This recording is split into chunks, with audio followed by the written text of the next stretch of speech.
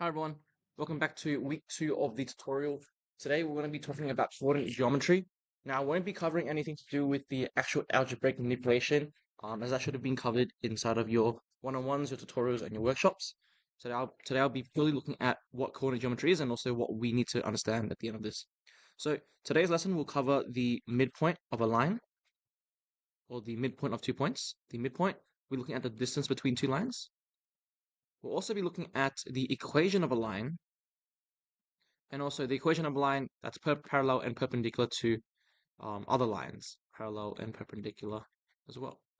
We'll also be having a look at the simultaneous equations, or simultaneous graphs, if you wish to call it that.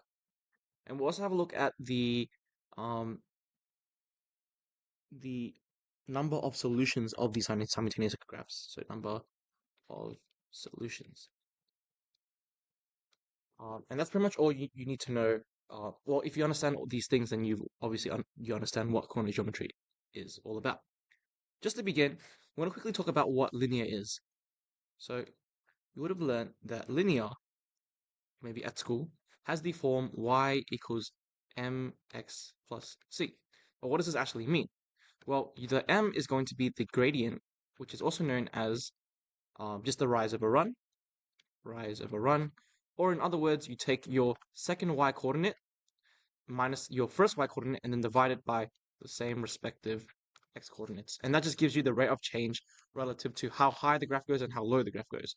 So for example, if I had a graph like this, and then I had a line going through it, the rise of a run would basically just be the rise, so how much it goes up by, divided by how much it runs by. So it's the ratio in which the y value increases per x.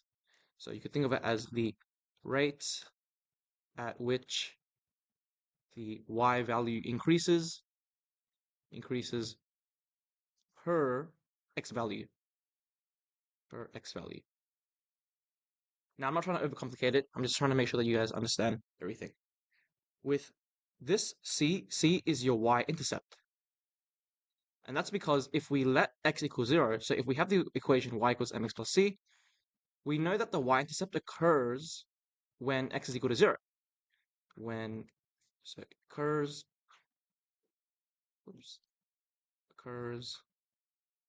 when x equals 0. But how do we know that's true? Well, if we force x to be 0, like in terms of the coordinate, for example, the coordinate, let's say 0, 4, where we look at the x coordinate first, and then we have the y coordinate, we notice that this is going to be at 0, 4. So whenever your x coordinate is actually equal to 0, then you have what we call a y-intercept. So if we were to take y equals mx plus c, and we were to apply this logically and said, I'm going to let x equals 0 in y equals mx plus c, then what we get is y is equal to y is equal to m times 0 plus c, which just gives us, because anything multiplied by 0 is 0, y equals c, which is why c represents the y-intercept. And together they make the equation of a line. Now, sometimes you'll get the actual equation of the line in different forms. I'd always recommend to bring it back to y equals mx plus c. That's just because it's easier. I'll just quickly go over what we can do with this and also how to graph this as well. I just wanted to mention that sometimes you get something like this. Ax plus by is equal to c. This is just good because this tells you the intercepts. So you could think of this as the intercept form, where, for example, if we let x equal 0, for example, then we just get by is equal to c. And then you can find out what the intercept is by dividing c by b. Just a hypothetical scenario. Now let's look at how we graph functions in the form y equals mx plus c. Let's talk about graphing functions. Graphing linear graphs. I wanted to say linear functions. So say I had a graph and it looks something well, we don't know what the graph is. Let's say this is y, x, yeah, and we set the question says the graph 2x plus 1. And then let's say it also said to graph, I'll do this in a different color. Let's say negative x plus, or let's say a negative x minus 5. How do we graph these two graphs? And what about if they asked us as well to graph the function, I'll do this in blue, 2x plus y equals 7. How would we graph these graphs? So if we look at this one, I'll color code them by the color that I wrote the question with. If we look at this question, if you want to determine how to graph a linear graph, we simply just look at where the y-intercept is. So the y-intercept in this case is going to be 0, 1, and we just mark that out. So in this case, anywhere on the graph, we can say this is going to be 0, 1. Then we look at the gradient. The gradient is a positive gradient. So we can expect that there would be a positive gradient to this line. Now, if you don't know the difference between a positive and a negative gradient, that's fine. A positive gradient is when the rise of a line is positive. So that means just m itself is positive. And it just means as we look left to right, as x continues, y increases. So that is a positive gradient, positive m. If we look at a negative m, or a negative gradient, we can sort of visualize the same thing, but as x continues, y decreases. So you can see here that as x continues, we can see that from this point here, that y is decreasing over time. Basically, if it starts from the bottom left, then it's a positive m. If it starts from the top left, then it's a negative m. So in this case, because it's a positive gradient, we can just draw a positive gradient. Now, some of you guys might be questioning, oh, what about the points on the graph, and what about the scale? Well, you're sort of going for the JMSS exam, and there's only so much time you can spend on the questions.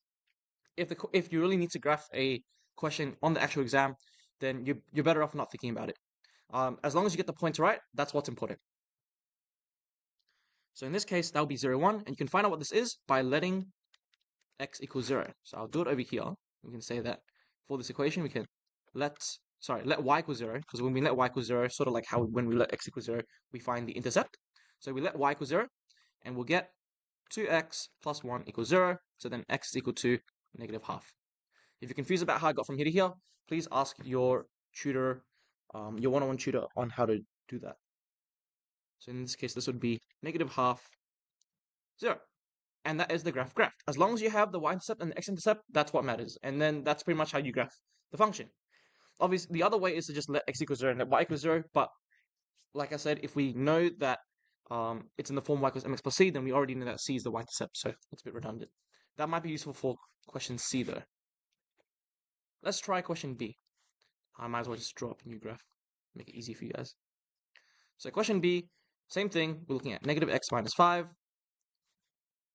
So just out of good habit, make sure you're labeling your axes and putting arrows. Don't do this for the exam. Just good mathematical practices. Now, negative 5 is our y-intercept. We take the whole thing. So that's negative 5. So 0, negative 5. That's because if we let x equal 0, it'll be negative 1 times 0, and then minus 5, which is still negative 5. So in this case, we can just mark out where negative 5 is. You can see it doesn't really matter. So I'm going to say this is negative 5. And then we just look for the x-intercept. So we just let x equals 0. Oh, sorry, let y equal 0. My fault. Y equals 0. Also, just for you guys out there, since this is a negative gradient, we can just also automatically assume our x-intercept is going to be negative as well, because it's a negative gradient.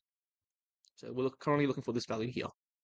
If we let y equal 0, then we'll get negative x minus 5 equals 0. So then x is going to be equal to negative 5. Negative 5. Sweet. And that is going to be negative 5, 0. That's it. For this one here, let's say we have 2x plus y equals 7. So we have, that's blue, 2x plus y equals 7. How do we do this? Now, you could solve for y equals mx plus c, or you could also just go straight to the intercepts and skip all of that. So the fastest way to do this one is just to let x equal 0, and you just get y equals 7, right? And then you could just let y equals 0. Oh, sorry. Yeah, let y equals 0, and then you'll just get 2x equals 7, so x equals 7 over 2. Knowing that, we can see that the coordinate here will be 0, 7, and the coordinate here is going to be 7 over 2, 0. So then that would just be 0, 7. We can just mark out somewhere on the graph. This is going to be 0, 7, and then this would be here 7 over 2, 0. Draw a line between those 2 points, and you've graphed the function. Easy. And that's pretty much just how you graph linear functions. So I want to put a few down here. You guys can pause the video to see if you could get it, and then we'll look at it together. So could you guys have a go at graphing negative 2 over... Actually, I'll give you guys easy ones. But let's try negative 2 over 3, x plus 1. And let's try another one. Let's call it, let's say we have x plus 5 over 2. This is just to test you guys a little bit. Maybe 2 minus x over 3. Try these functions. They might take a little bit of thinking, so pause the video now, give it a shot, and we'll go through it together. Alright, welcome back. We're going to go through it together now. For this function up here, really simple. You just mark out where that 1, 0, 1 is. So that'll be 0, 1. That's a negative gradient, so I'm just going to draw a line here, and then find out what the other point is. So we're just going to let y equal 0. We just get negative 2 over 3, x plus 1 equals 0. So then negative 2 over 3, x is equal to negative 1. Multiply by 3, divide by 2, so it will be 3 over 2. The reason why it's positive is because we multiplied, because there's negatives on both sides, so I guess you could cancel that. But if you wanted, you could say that we multiply by 3 and then divided by negative 2, which cancels out the negative. This point here is going to be 3 over 2, 0. Looking over here, also apologies for not putting the arrows on this stuff. We're just going to quickly skim through this. You could say that, now this is, like, sometimes I'll give you something like this. This will trick you. Make sure you perceive it as this plus this, or perceive it as this plus this. These are all equivalent to each other. So you can split, if you understand fractions, you can split the fraction, and if you understand x over 2, that's the same thing as x times half. So they're all the same thing. There's different perspectives for the same type of question. We know that the y-intercept is going to be 5 over 2, so we can say, okay, 5 over 2, 0, 5 over 2. Move that. And we also know that it's a positive gradient, so it's going to be like this. We can find out what the other one is by just letting y equal 0. And I think you guys see a pattern here. X plus 5 over 2 equals 0. So then x is equal to negative 5. Because we multiply by 2 and then minus 5. So that will be negative 5, 0. And for this one, same stuff. Just don't get confused. This is the same thing as 2 over 3 minus x over 3, which is the same thing as negative x over 3 plus 2 over 3, which is the same thing as negative 1 over 3 x plus 2 over 3. If you begin to understand that and you catch on to those pretty quickly, you realize that there isn't really much to linear, and it's actually pretty easy. So we know that the intercept's going to be at 2, 3. So that'll be 0, 2 over 3. It's a negative gradient. And then we just let, again, y equals 0. So we just get negative 1 over 3x plus 2 over 3 equals 0. Or if you want, just to make our life a little bit easier, I'm just going to use the original equation. 2 minus x over 3 equals 0. So then x is equal to, multiply by 3, that's 0, minus 2, and switch the sign, just 2. That's it. And that is how you graph functions. Now, I'm going to quickly go over midpoint and distance, the theory behind it, and then we'll have a look at how to find the equation of a line, and how to deal with parallel and perpendicular lines. So, now let's have a look at midpoint. Looking at a graph, sometimes you can be given something like this, where they'll say, can you find me the... Say we have 2 points. Let's say we have, this is going to be negative 1, 6, and then we have a point here that is maybe over here, it's going to be 1, negative 4. And the question might say, to find A might be to find the midpoint between, let's call this A and let's call this B. To find the midpoint between AB, and also to find the distance. Find distance between AB. So first of all, to find the midpoint between AB, we use a formula that goes like this. It's m x1 plus x2 over 2, comma, y1 plus y2 over 2. If that looks confusing to you, don't worry. It's pretty much the average between the x values and the average between the y values. So it's just the average of x, comma, the average of y. Basically, when you find the average, you add them and divide by the amount you have. In this case, we are finding the average between -1 and 1. So then our midpoint is going to be, let me do this in a different color, -1 plus 1 divided by 2, comma, 6 plus -4 divided by 2, which is going to be equal to 0, because you know that -1 plus 1 is equal to 0. And then 6 plus -4 is the same thing as 6 minus 4, so that's just 2 over 2, which is 1. Looking at the distance here, to find the distance, we derive this back from a squared plus b squared is equal to c squared. If you don't understand what that is the Pythagorean theorem. And if you still don't know what that is, please talk to your tutors about it. The Pythagorean theorem, right? And we just see this as a triangle, so we can break this down into a triangle. And there's a line between that. So that's the distance we're looking for. So that's AB, the distance of AB. I'll put 2 lines here to indicate that we're looking for the magnitude. If you guys don't know what that is, maybe feel free to ask your tutors about that as well. So the magnitude, the length of AB, we can break this down into A and B, sort of like Pythagoras. And to find the distance between A and B, we just subtract the coordinates. So in this case, you would say that if we subtract 1 and -1, we can find the length of it. So in this case, it would be 1, or I won't write 1 per se, but I'll write x2 minus x1 squared, because that would be A, that will give us A, plus oh sorry, my fault, that will give us B. I'm going to flip these around. But, yeah, like, as if what I said was true. So that will give us A, plus the length of B, which is given by the difference between the y-intercepts. So it'll be y2 minus y1 squared is equal to the distance. So let's just call this length AB, or just in essence d squared, which gives us the formula that distance is equal to plus or minus root x squared minus x2 minus x1 squared plus y2 minus y1 squared. Now, we all know that distance can't be negative, so we force the positive and negate the negative. If you're confused why there's a negative in, like, when we transpose this, please ask your tutor about it. So in this case, this is going to be just positive, or whatever the value is, the positive value of this. All right, a little bit lower so that it doesn't look so cluttered. y2 minus y1 squared, and that is the equation to find the distance between the 2 points. So knowing that our coordinates are going to be, since we have the coordinates a1, 6, and b1, -4, we can come up with a formula, which is going to be the distance.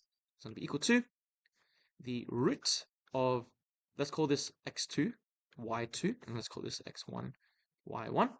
1 minus -1, so 1 minus -1 squared plus -4 minus 6 squared. Doing all of that gives us 2 squared,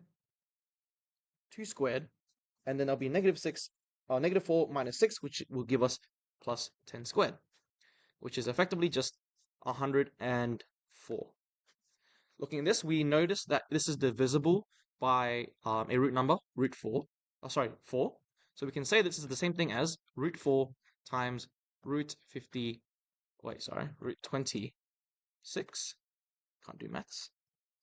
And then we can just say that as 2 root 26. This is a process called rationalizing, where we rationalize the actual root. If you don't know what that is, please go through it with your tutor.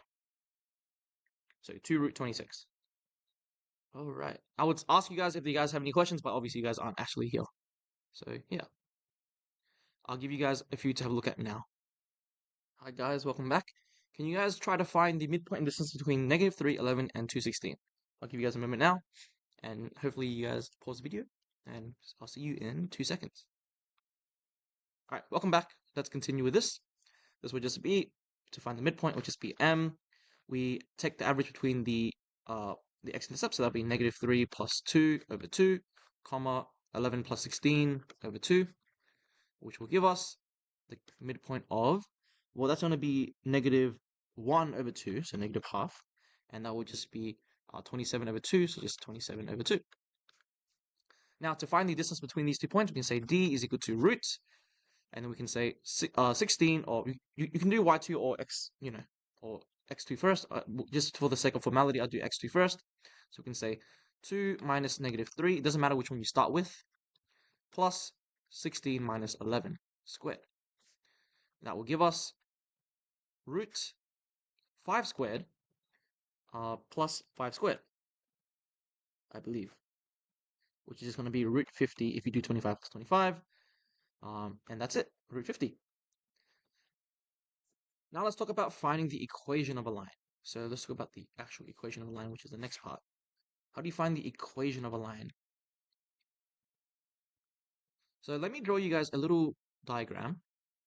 In this case here, if you guys have, and I know you guys would have done this a little bit already in your workshops for week 2, but you got to ask yourself, so actually, let me go over the requirements for a line. To find the gradient, to find the equation of a line, at the bare minimum, you need to have the gradient, a gradient, and a point. If you don't have the gradient, you have to have another point with which you can use the 2 points to find the gradient. I hope that wasn't confusing. Now, in this case, if we have the gradient and the point, we can use what's called the point gradient formula. You can also use y equals mx plus c, but I find that students who use the point gradient formula do it far better and have less errors, because it minimizes the amount of transposing you need, and it's not even that hard of an equation to memorize. And that is going to be y2, whoops, about to tell you guys the wrong thing. Y minus y1 is equal to mx minus x1, where y is the literal y, x is the literal x, m is the gradient, and x1 and y1 are both the coordinates. So that's the y coordinate, and that's the x coordinate. And that ticks our boxes for a gradient and a point. So for example, if the question says to find the equation, you can say, the question might say, find the equation of a line that intersects 3, 10, and has a gradient -2, hypothetically. So how can we find this equation here? So we just plug it in. So then you'll get, this is the gradient, -2. So that's m equals -2. And this is our x1 and our y1. So then you just get y minus x1, y minus 10 is equal to m, -2, x minus 3. So that'll just be y is equal to -2x plus 6 plus 10. That's just moving everything over, which is -2x plus 16. Equation found. Now, what if we're given 2 points instead? So what if this tell us to find the equation of a line that intersects 10, 10, and -2, 5. In this case, we need to find the gradient first to use the point gradient formula. So we can use the gradient formula when we say that m is equal to, I'm just going to consider this as x1, y1, x2, y2. So that'll be 5 minus 10 over, put that there, 5 minus 10 over -2 minus 10, which will give us -5 over -12, which is just 5 over 12. That is our gradient. So now we can use the point gradient formula to do the rest. We'll just say, and for the point gradient formula, you can use any point. Both points will work. I'm going to use 10, 10 just for the simplicity. We get y minus 10, because that's y2, y1, sorry, is equal to 5 over 12, x minus 10. Moving that around, we get y is equal to 5x over 12 minus 50 over 12, plus 10, and that would just be 5x over 12, and that will be plus 70 over 12. So just doing quick fractions. Now I want to give you guys some problems to try for yourselves, and then we'll continue. Right, can everyone quickly try this question? I'll give you guys a moment. Please pause the video and let's get started. So 3, -4, and 1, 5. Gradient is just going to be 5, if I'm considering the furthest one as y2, so 5 minus -4 over 1 minus 3, which will be equal to, I'm still in the brackets, 9 over 2, or 9 over -2 specifically. Just going to check my numbers. 5 minus -4, 1 minus 3. Sweet. And that'll just be 9 over -2. So now we can use, I'm going to use 1, 5 because it looks like more simple. We can use the point gradient formula. Y minus 5 is equal to 9 over 2, or -2, x minus 1. So it'll just be y is equal to -9x over 2, plus 9 over 2, plus 5, which is the same thing as -9x over 2 plus, and what's that, 10, 19 over 2. Sweet. Please also express your answers always in improper fractions. They're just much better and easier to deal with, especially if you have hard calculations. Anyways, I'll see you guys in the next video. Next video we'll be looking at the parallel perpendicular lines and also families of lines as well. So I'll see you guys there.